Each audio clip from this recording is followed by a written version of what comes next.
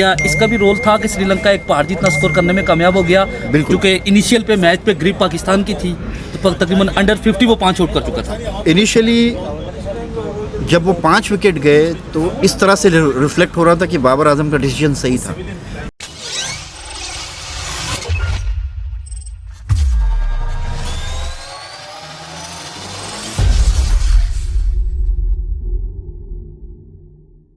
अस्सलाम वालेकुम, आप देख रहे हैं हमारा यूट्यूब चैनल माइंड रैंकर में हूं वाजिद काज़मी। हमेशा की तरह आपके लिए एक नई वीडियो के साथ आप तमाम लोगों का खैर मकदम करते हुए आज जिस टॉपिक पे हम बात करने जा रहे हैं वो गुज़श्ता चलने वाला एशिया कप क्रिकेट टूर्नामेंट के बारे में है। आज चूँकि उसका फाइनल हो चुका है, जो कि दो बेहतरीन टीमें पाकिस्तान और श्रीलंका के दरमियान ये मैच खेला गया। श्रीलंका ने ये मैच जीत लिया, एशिया कप का टाइटल एक दफ़ा फिर अपने नाम कर लिया।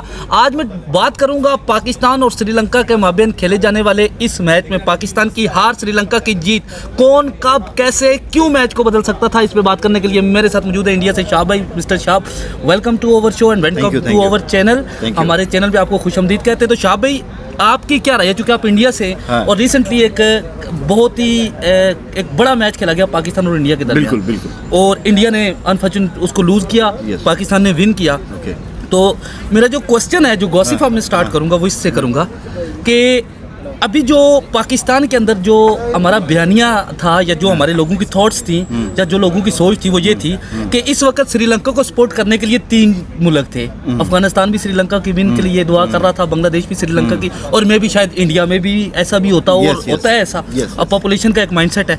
तो कैसे देखते हैं कि इस मैच को क्या बदला जा सकता था? ये मैच अगर पाकिस्तान हारा तो किस वजह से हारा, और ये कैसे हो सकता था कि पाकिस्तान इसको जीत सकता था? जी, मेरे हिसाब से पाकिस्तान ये मैच तभी हार गया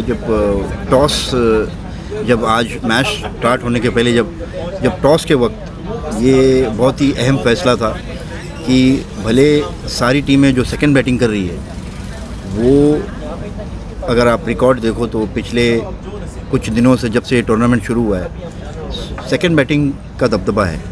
जो सेकंड बैटिंग करती है वो टीम जीत रही है। पर मेरे हिसाब से आज इतने बड़े प्रेशर के फाइनल में, बहुत बड़ा प्रेशर था, ये फाइनल मुकाबला था, इसमें मेरे ख्याल से बाबर आजम को बैटिंग कर लेना चाहिए था पहले। और मैंने टॉस जब हुआ तब मैंने कई लोगों को ये बताया भी कि ये एक जैसे कि अपने पाँव पे कुल्हाड़ी मारने जैसी बात हो गई। बाबर आजम ने अपने पाँव पे कुल्हाड़ी मार दिया और उन्होंने पहले जो डिसीजन लिया बॉलिंग करने का वो बहुत टफ था। अब अगर आप 2 दिन पीछे चले जाओ तो आपने ये देखा होगा कि पाकिस्तान जो है पहली बैटिंग करके जल्दी ऑल आउट हो गई थी और श्रीलंका ने बहरहाल उन्होंने वो टारगेट कंप्लीट कर लिया था। बट अगर आप देखो तो मेरे हिसाब से श्रीलंका के लिए इतना आसान नहीं हो रहा था इनिशियली सेकंड बैटिंग में भी। तो मेरे ख्याल से बाबर आजम को ये स्ट्रेटेजी रखनी चाहिए थी। पता नहीं ड्रेसिंग रूम में क्या बात हुई। उसके अलावा मेरे ख्याल से आज इतने बड़े फाइनल में मेरे ख्याल से बाबर आजम और मोहम्मद रिजवान की जो ओपनिंग पार्टनरशिप थी वो मुझे ऐसा लगा कि they should have change that. मुझे ऐसा लगा कि एज अ प्लान मेरे ख्याल से आज 6 ओवरों के का जो पहला स्टार्ट का जो 6 ओवर था, वो जो आपका पावर प्ले होता है, वो हाँ उस दायरे में आई थिंक वो फ़खर जमान को ओपनिंग करना चाहिए था, बहुत ज़रूरी था। और उसके बाद ज़रूरी नहीं था कि बाबर 1 डाउन ही आए। मैं ये नहीं बोलता कि बाबर बहुत ही काबिल तारीफ़ बैट्समैन है, बट थोड़ा रुक के अगर वो आते। और देखो जैसे उस दिन इंडिया के मैच में वो कैसे फ्लोटर्स को भेज रहे थे, पहले खुशदिल को भेजा, फिर उसके बाद इफ्तिखार को भेजा, तो उस तरह से अगर वो मतलब इन द सेंस भेजते तो वो हिसाब से। पर आज क्या हो गया कि ये जल्दी आ गए, दोनों आउट हो गए, इससे बहुत बड़ा प्रॉब्लम हो गया। और हैट्स ऑफ टू श्रीलंका, वो जो क्या नाम है, भानुका राजाकाप्सा मेरे ख्याल से उसने आज एक बेहतरीन इनिंग खेली है। अच्छा, इसमें एक चीज़ मैं ऐड करता चलूँ और उसका हमारे नाजरीन को भी, और आप इसके ऊपर भी रोशनी डालेंगे कि जो श्रीलंका का स्टार्ट था दैट वाज नॉट गुड। मतलब आपने ये देखा कि वो 50 के ऊपर 5 उनकी विकेट्स हो चुकी थी, रन रेट भी 7.6 चल रहा था। अचानक से मैच ने जब ग्रो अप करना शुरू कर दिया फ्रॉम 130 टू 170, ये जो उसने स्कोर करा, इसमें 2 कैचेस ड्रॉप हुए जो कि बड़े इंपॉर्टेंट समझे जाते हैं। शादाब से हुए जो कि पाकिस्तान का एक बेस्ट फील्डर माना जाता है। बिल्कुल। तो आपको क्या लगता है कि ये जो कैचेस विन मैचेस क्या इसका भी रोल था कि श्रीलंका एक पार जीतना स्कोर करने में कामयाब हो गया? बिल्कुल। क्योंकि इनिशियल पे मैच पे ग्रिप पाकिस्तान की थी, तो तकरीबन अंडर 50 वो 5 आउट कर चुका था। इनिशियली जब वो 5 विकेट गए तो इस तरह से रिफ्लेक्ट हो रहा था कि बाबर आजम का डिसीजन सही था, बट एज आई सेड कि अगर श्रीलंका 150 भी मारती तो they would have one the match, क्योंकि प्रेशर जो है फाइनल का सेकंड बैटिंग करने का वो बहुत ज़्यादा होता है। और पहले 5 विकेट जब गए श्रीलंका के, उसके बाद पाकिस्तान जो है वो थोड़ी they let the Sri Lankan off the hook, जैसे हम कहते हैं, definitely in English off the hook, जैसे ऑफ द हुक, मतलब एक ओवर कॉन्फिडेंस आ गया कि चलो अब तो मैच बड़े बड़े प्लेयर को हमने झोली out में कर आ लिया। गई है, अब तो कुछ बचा ही नहीं है। पर बोलते हैं ना कि कभी भी, जैसे कि आपने उस दिन देखा, मैं एक खुली बात करूंगा, तकब्बुर करना नहीं चाहिए। मैं ये नहीं बोल रहा कि पाकिस्तान में तकब्बुर आया होगा, पर मुझे ऐसी फीलिंग आई कि एक कॉम्प्लेसेंसी क्रीप इन हो गई। उस दिन अफगानिस्तान जब उन्होंने आसिफ अली को आउट किया तो वो अपने मुंह के बल गिर गए, क्योंकि उनको ऐसा लगा कि भाई वो मैच जीत गए। तो इस तरह से cricket is a game where you just can not take anything lightly, आपको एंड तक फाइट करना होता है। तो ऐसे में मुझे लगा कि पाकिस्तान मिस्ड अ ट्रिक, उसको जो है 5 विकेट जाने के बाद शायद एक अटैकिंग फील्ड पोजीशंस यानी कैचिंग पोजीशंस लगाना चाहिए था, नसीम शाह को लाना चाहिए था, मोहम्मद हसनैन को भी लाना चाहिए था। बट क्या हो गया कि I think he just let the game of the hook. तो ऐसे में एक चीज़ मैं बड़ी इंपॉर्टेंट यहाँ पे करूँगा। आपने अफगानिस्तान के मैच का हवाला दिया आसिफ अली के साथ और अफगानिस्तान के बॉलर के साथ उसके दरमियान जो हुआ, मैंने जो एक चीज़ नोट की कि हमेशा से मैं पाकिस्तानी अवाम को रिप्रेजेंट करते हुए बताऊँ कि जब पाकिस्तान इंडिया का मैच होता है तो दोनों तरफ बहुत जज्बात होते हैं। और ये आज से नहीं है, ये 70 ईयर से चल रहा है, मतलब हमारे इमरान खान के दौर से ये चल रहा है, जब वो कैप्टन थे जज्बात थे। लेकिन मैंने जो कोहली का बिहेवियर देखा being a captaincy with Pakistani guys like Rizwan and some other, और जो मैंने अफगानिस्तान के लोगों का बिहेवियर देखा, आपने भी बिल्कुल, और कोहली की स्टेटमेंट रिसेंटली मैंने देखी कि Pakistan is not a like team, बिल्कुल we don't want to take a lightly Pakistan. और कोहली का पूरे टूर्नामेंट के अंदर जो बिहेवियर रहा, इसके पीछे भी, इसके बैक पे भी, जब भी पाकिस्तान इंडिया का मैच रहा, कोहली का behaviour on ground on field वो एक मैसेज था। अब मैं being a Pakistani I respected, वो एक अच्छा प्लेयर है, मतलब गिने चुने प्लेयर में जैसे बाबर के नाम ले लें, जैसे आप इस तरह हम कोहली को, ये ऑस्ट्रेलिया के स्टीव स्मिथ हो गए, तो फिर पीटरसन इंग्लैंड थे, के, हाँ। और जैसे रिकी पॉन्टिंग का दौर गुजरा है, और जैसे ये बेहतरीन तेंदुलकर का, definitely Sachin Tendulkar little master. So एक बड़े आदमी का बिहेवियर जो मैंने ऑन ग्राउंड देखा with Pakistan, not only for Pakistan, for other people जो भी वहाँ पे गेम कर रहे थे, तो वो एक फ्रेंडली था और वो एक बड़ा अच्छा मैसेज था। जबकि एज अगेंस्ट जैसा अफगानिस्तान के कुछ प्लेयर्स ने किया, तो बात आपने तकब्बुर की तो मैं सबसे पहले तो ये चीज़ मुझे बड़ी अच्छी लगी पर्सनली, आई एम हैप्पी कि कोहली का ऐसा बिहेव था। लेकिन चूंकि जहाँ तक अगर हम बात करेंगे पाकिस्तान की फर्स्ट फील्ड की, तो फील्डिंग के जो पहले 5 से 7-10 ओवर तक आप ये कहेंगे कि पाकिस्तान मैच में था, ग्रिप थी पाकिस्तान की ग्रिप और थी। सेम एज इट इज जब पाकिस्तान ने बैटिंग शुरू की तो पहले 8-7 ओवर पाकिस्तान की फिर ग्रिप थी। जब बाबर के आउट होने के बाद और हमारे दूसरे वन डाउन जो आए थे उनके आउट होने के बाद, जब इसने रिजवान ने मिलकर इससे पार्टनरशिप की, तो this partnership up to 50 run score, और ये एक अच्छी पार्टनरशिप थी। लग रहा था 70% पाकिस्तान मैच में था और विनिंग की तरफ जा रहा था, और अचानक से जो ये टर्न आउट हुआ एकदम बदला सारी चीज़ें, उसके ऊपर आप क्या कहेंगे कि ये कौन मेरे सा हिसाब से turning moment था? मेरे ख्याल से थोड़ा इनको विकेट बचा के ये चलते, क्या होता है थोड़ा रन रेट गिर रहा था ना, मतलब रन रेट गिर रहा था, रिक्वायर्ड रन रेट अप जा रहा था। आप देखिए कि क्या लोगों ने आखिरी बैट्समैन जो है वो उन्होंने आखिरी 10 ओवर में 150 भी नहीं मारे। आप मुझे बताओ ये बात कि पाकिस्तान के पास ऐसे हिटर्स नहीं है जो लास्ट के 10 ओवर में कैपिटलाइज करें।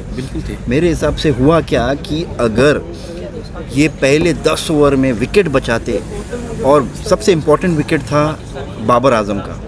बाबर आजम एक बहुत अच्छा हिटर भी है, ठीक है।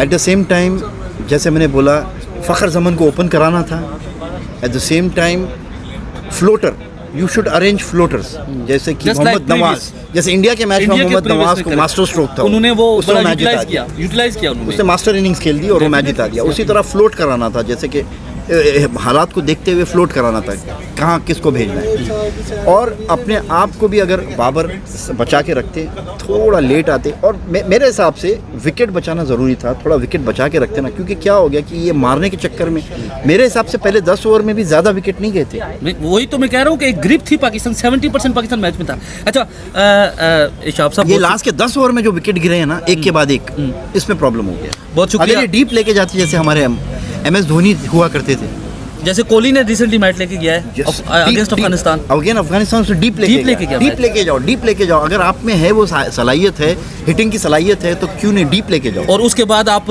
जो प्रेशर होता है वो दोनों टीमों पे बराबर का आ जाता है जब आपका मैच डीप होता है, और उसमें वही सर्वाइव करता है जो एक्सपीरियंस होता है, और वो पाकिस्तान के पास एज था, क्योंकि पाकिस्तान के पास सीनियर प्लेयर थे as compare to Sri Lanka. They are all young team, मैंने देखा है। बहुत शुक्रिया नाजरीन, ये थे शाब साहब जो कि इंडिया से हैं। इन्होंने अपनी आरा से आप लोगों को आगाह किया।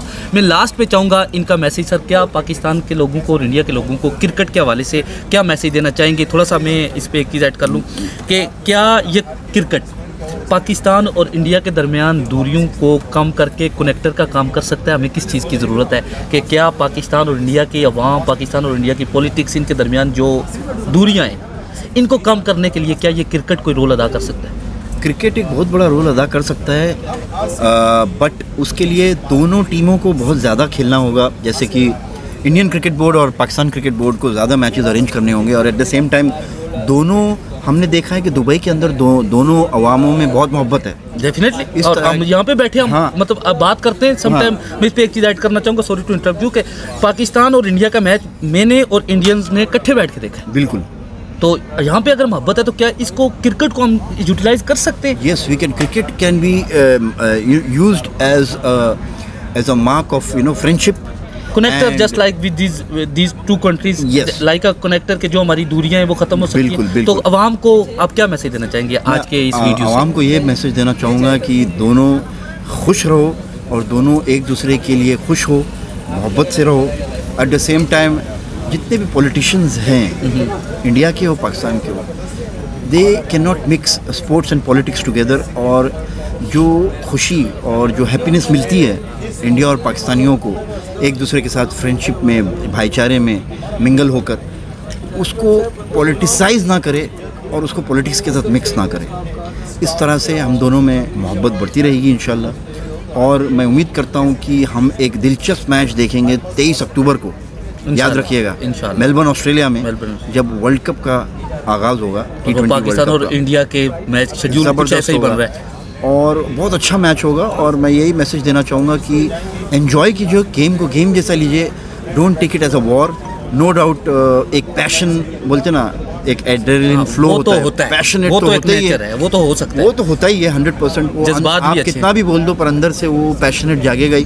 बट उसको एक गेम के दायरे तक ही रखो, और उसको एकदम ज़्यादा हीटेड मत करो, ताकि इख्तलाफ ना आ जाए, और जिससे कि सब कुछ सही रहे। बहुत शुक्रिया शाब साहब, बहुत शुक्रिया तमाम देखने सुनने, थैंक यू वेरी मच। इसी तरह हमें लाइक करते रहें, शेयर करते रहें, हमारा यूट्यूब चैनल सब्सक्राइब करते रहें। आखिर पे मैं सिर्फ इतना कहूँगा कि पाकिस्तान, इंडिया, श्रीलंका, बांग्लादेश, या मैच किसी के दरमियान भी हो, ये वार नहीं, ये एक मैच है। इसको मैच की हद तक किया। इसके अलावा मैं एक और चीज़ बोलना चाहूँगा कि वेरी वेल प्लेड श्रीलंका। देखिए आज इतने बड़े विन हुई है उनके बारे में चर्चा करना भी ज़रूरी है, उनको क्रेडिट देना ज़रूरी है। So I would say well played Sri Lanka. हालांकि उनकी जो फाइनेंशियल कंडीशन थी और क्राइसिस में इतने जद्दोजहद में उन्होंने मेंटली अपने आप को टफ किया और मेंटली स्ट्रॉन्ग किया।